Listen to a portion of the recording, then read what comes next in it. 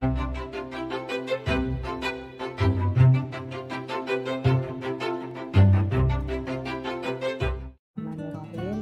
Assalamualaikum warahmatullahi wabarakatuh. Alhamdulillah. Wassalatu wassalamu ala nabi wa ala alihi wa sahbihi wasallam. Selamat pagi, salam sejahtera untuk semuanya. Pada video kali ini kita akan membahas terkait dengan ukuran penyebaran data. Nah, dalam hal ini termasuk dalam ukuran penyebaran data ada range, ada simpangan rata-rata, kemudian ada simpangan standar, ada ukuran penyebaran lainnya baik itu koefisien, variasi, ataupun skewness dan kurtosis. Oke, kita mulai yang pertama, apa yang dimaksud dengan ukuran penyebaran data? Jadi ukuran penyebaran data adalah suatu ukuran yang menyatakan seberapa besar nilai-nilai data berbeda atau bervariasi dengan nilai ukuran pusatnya. Kalau kemarin kan kita udah belajar ya, ada ukuran pusat atau ukuran pemusatan gitu. Nah, jadi dia melihat variasi dari sebaran dari data-data ini ya, dibandingkan dengan nilai-nilai yang ada pada ukuran pemusatan, atau seberapa besar penyimpangan nilai-nilai data dengan nilai pusatnya. Jadi kalau kita kemarin nilai pemusatan berarti ada mean, median, modus. Nah, dalam hal penyebaran data kita nanti ada membahas beberapa hal. Oke, yang pertama yaitu range atau jangkauan. Jadi kalau range itu adalah selisih dari nilai maksimal dan nilai minimum yang terdapat dalam data. Jadi rumusnya R sama dengan X maksimal dikurangi dengan X minimal. Jadi kita akan dapat nilai range. Oke, yang contohnya yaitu misalnya dengan data seperti ini 52, 43, 43, 54, 55, dan 56. Kemudian kita urutkan, lalu kita tentukan nilai maksimalnya 56 dan nilai minimalnya 43, maka nilai range-nya adalah 13. Oke, yang kedua adalah simpangan rata-rata. Simpangan rata-rata ini adalah nilai rata-rata hitung harga mutlak simpangannya. Jadi harga mutlak dari selisih pada data terhadap rata-rata itu nanti bisa dibedakan dari dia ada data tunggal dan ada data berkelompok. Jadi kalau data tunggal ya kita tinggal masukkan saja ke rumus, berarti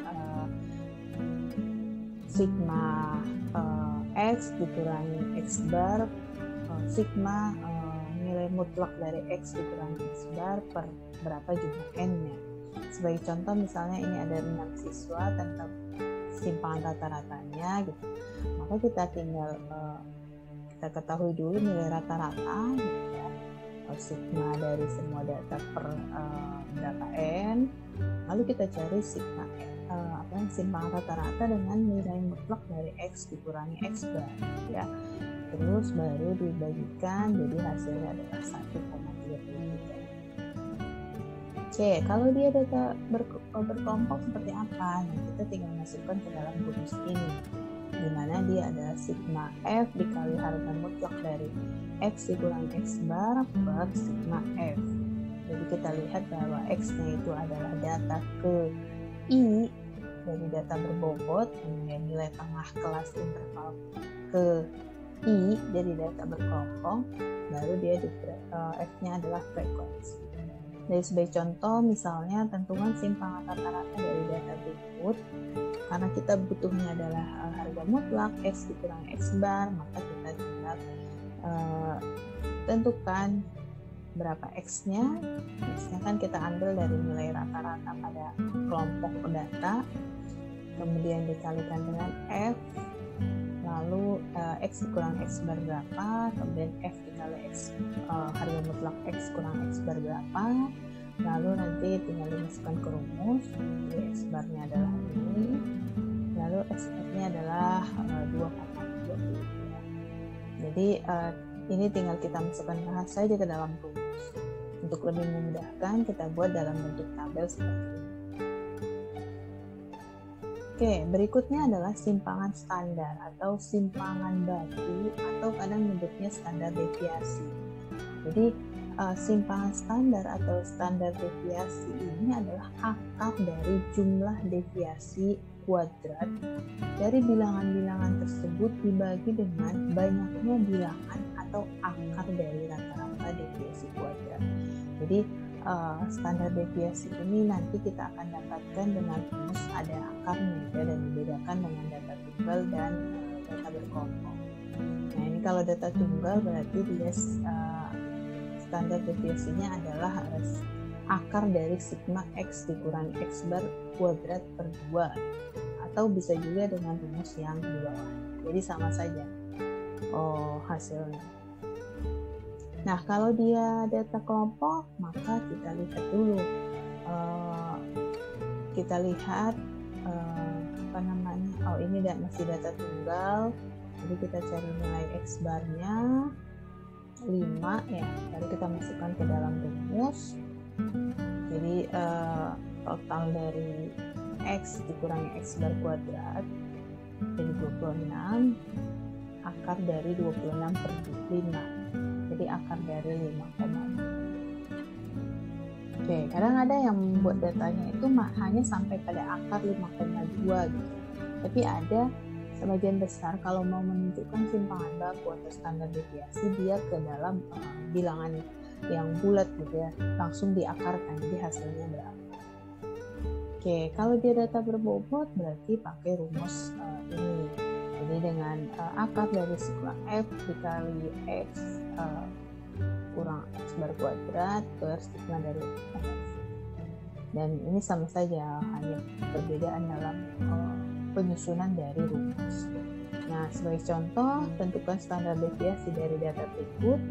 Maka kita tinggal buat dalam bentuk tabel berapa nilai X-nya, kemudian berapa X kuadrat, kemudian berapa nilai Fx, kemudian Fx kuadrat.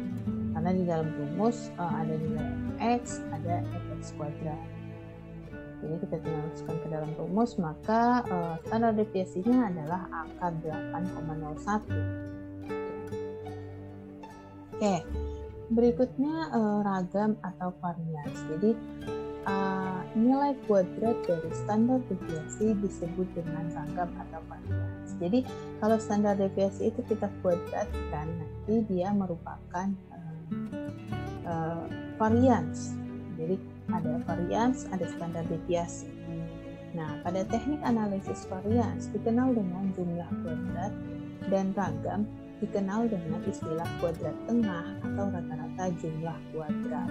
Jadi memang ada beda-beda istilah gitu ya. Tapi kalau dalam statistik sebagian besar menyebutnya ada varians dari data berikut, atau kemudian standar deviasinya adalah berikut. Jadi lebih banyak dia menyebutkan istilahnya seperti itu. Nah, ukuran penyebaran lainnya atau penyimpangan lainnya selain dari yang tadi ada range, simpangan rata-rata, ada standar deviasi, kita bisa melihat ada yang namanya koefisien varians dan skewness dan kurtosis. Oke, kita bahas yang koefisien varians. Jadi koefisien varians ini adalah perbandingan antara simpangan standar. Jadi kalau simpangan standar berarti SD dengan nilai rata-rata yang dinyatakan dengan persentase. Jadi bentuknya nanti dia persentase. Koefisien varians ini berguna untuk melihat sebaran data dari rata-rata hitungan. Jadi semakin kecil persentasenya menunjukkan bahwa data tidak terlalu beragam dan dikatakan lebih konsisten. Jadi nanti kita bisa lihat bahwa ada data yang mana dia menyatakan standar deviasinya tinggi. Jadi standar deviasi kan menunjukkan sebaran data. Jadi biasanya kalau standar deviasinya semakin tinggi, maka sebaran datanya itu akan semakin jauh gitu ya. Antara nilai maksimal dan minimalnya biasanya lebih tinggi. Tapi kemudian kita harus lihat juga koefisien variasinya. Apakah persentasenya tinggi atau tidak? Kalau misalnya ada standar deviasinya tinggi, tapi ternyata koefisien variasinya rendah, maka bisa dicek kembali bahwa data tersebut ternyata sebenarnya nggak terlalu beragam. Hanya memang ada data-data yang mungkin dia outlier, artinya dia sangat jauh di bawah atau sangat jauh di atas, makanya dia muncul standar deviasinya besar.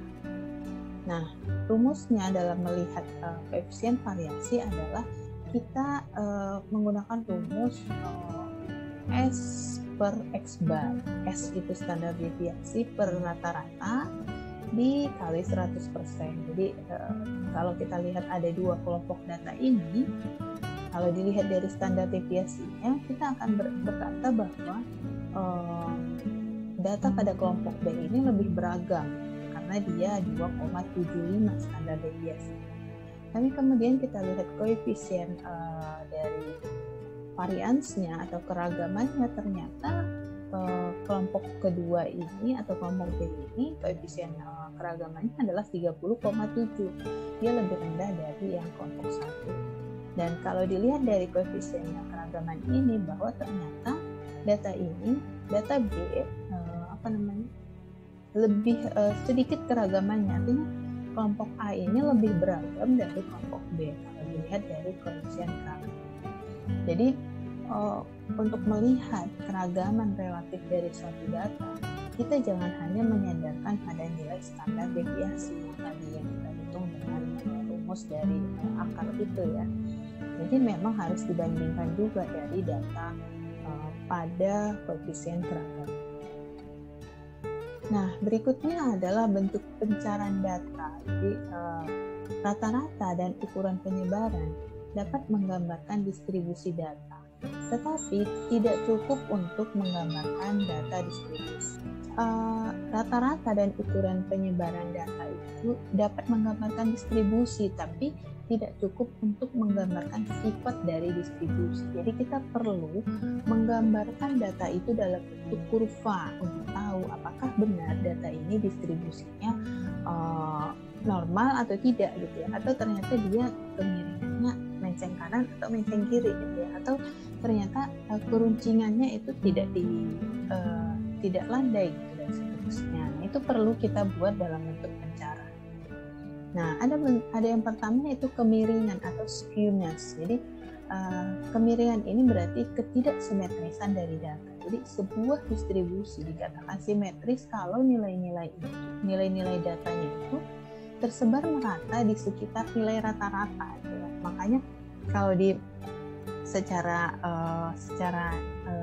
kasar kita bisa katakan bahwa ketika nilai rata-rata, kemudian nilai modus dan median berkisar pada angka yang hampir sama, itu bisa diduga bahwa data tersebut adalah data yang berdistribusi normal. Artinya dia sebaran datanya itu lebih banyak pada nilai rata-rata. Tapi kemudian bisa kita lihat dari contoh berikut. Jadi simetris dengan nilai rata-ratanya 3. Kemudian ketika kita lihat modusnya juga 3, karena sebagian besar angka 3 itu lebih banyak muncul, yaitu 13. Kemudian kita lihat nilai median dari data 1 sampai 5 adalah 3. Berarti data ini pasti dipastikan dia simetris karena mean sama dengan median sama dengan modus. Nah, ini pada range data yang datanya itu sedikit ya. Nanti kalau data yang besar seperti apa, Bu? Nah, kita bisa lihat dengan perhitungan-perhitungan. Jadi kalau dalam data yang sudah di atas penelitian gitu ya, kita bisa langsung analisis menggunakan software penganalisis data. Oke. Nah, ini kemudian ada yang miring kiri atau miring kanan. Jadi datanya itu ada yang skew to the left atau yang skew to right, atau menceng kiri atau menceng kanan. Ada juga menyebutnya seperti itu. Dan kalau kita lihat kalau dia miring kiri, itu berarti rata-ratanya itu dia ada di sebelah kanan dari kurva ini gitu ya. Jadi dia sebagian besar datanya itu berada di sebelah sininya. Tapi kalau dia miring kanan, dia berarti nilai dari modusnya lebih banyak, lebih kecil dibandingkan nilai median. Ini bisa kita lihat dan ini bisa kita hitung nanti dengan rumus. Oke, nah cara menghitungnya bagaimana? Nah, kita hitung koefisien kemiringan persen, yaitu dengan rumus 3 dikalikan dengan min kurang median dibagi dengan standar deviasi. Interpretasinya, untuk data distribusi normal maka SK-nya itu sama dengan 0. Tapi kalau dia negatif berarti dia menjulur ke kiri. Tapi kalau dia positif maka dia menjulur ke kanan. Dan nilainya itu berkisar pada -3 sampai 3. Jadi tidak akan ada yang lebih tinggi atau lebih rendah dari data tersebut. Oke. Nah, berikutnya adalah keruncingan atau kurtosis. Kalau kurtosis merupakan ukuran untuk mengukur keruncingan dari distribusi data. Ada nanti dia 3 bentuk, ada platikurtik, ada mesokurtik, dan leptokurtik. Nah, kita dapat menghitungnya dengan rumus koefisien kurtosis. Rumusnya di dalam yaitu kuartil 3 dikurangi kuartil 1 dibagikan dengan 2 kali persentil 30 dikurang persentil 10. Nah, jadi rumusnya adalah dengan rumus ini. Dan keterangannya ketika nilai koefisien kurtosisnya itu lebih dari 3, maka kurvanya itu leptokurtik, artinya puncaknya runcing, sangat runcing ya, karena dia tinggi. Berarti nanti nilai dari kuartil 1 dan kuartil 3 ke kuartil 1-nya itu cukup cukup besar range-nya gitu. Kemudian ada kalau dia di bawah 3 maka kurvanya itu platikurtik gitu. Puncaknya agak mendatar. Tapi ketika dia 0 maka puncaknya tidak begitu runcing, maka dia bisa disebut dengan distribusi normal. Jadi kita bisa menghitung. Jadi kalau misalnya hanya dari gambar, kadang kan mungkin ini distribusi normal atau enggak, tapi kita bisa hitung berapa koefisien kurtosisnya dengan rumus ini. Oke, kesimpulannya adalah ukuran penyebaran data itu digunakan untuk mengetahui sebaran data atau keragaman atau tidaknya suatu data. Dan nilai-nilai yang bisa kita munculkan ketika kita membahas ukuran penyebaran data, maka ada range, ada standar rata-rata, ada standar deviasi, ada varians, dan ada juga sebaran lainnya yaitu koefisien varians, ada skewness, ada kurtosis.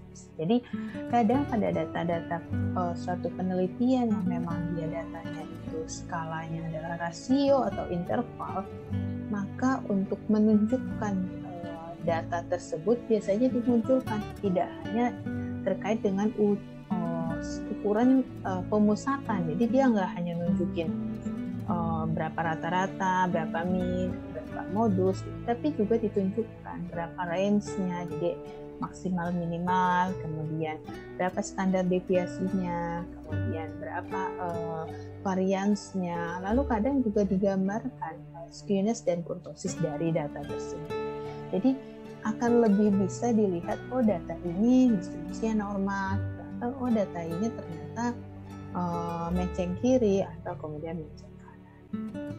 Nah, untuk latihan silakan soal-soal ini dikerjakan. Nanti untuk pengumpulannya bisa dikumpulkan di link yang ada di description box.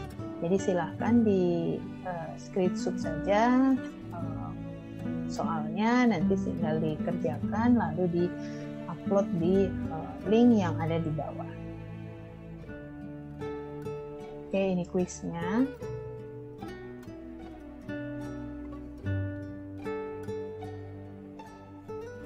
Kemudian ini yang kedua.